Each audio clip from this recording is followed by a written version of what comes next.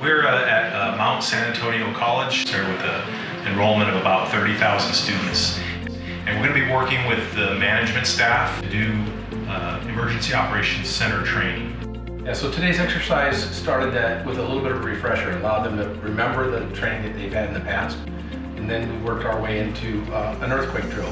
Buildings have crumbled, lives lost, and the search for survivors is just now beginning. All this following the largest earthquake this region has seen in more than a century. Today's exercise is more of a walk exercise, the first time that they've actually operated in their roles handling a real live emergency in an operations center. Maybe grab someone from logistics.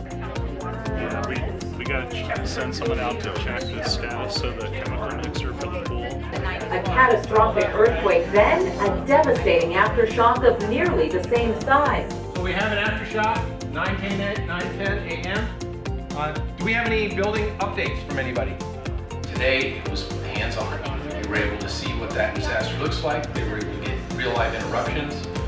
We put injured students and staff. So this time it actually all came together in a more practical way. So they had the theory and then the practicality, and it makes it really come home for them.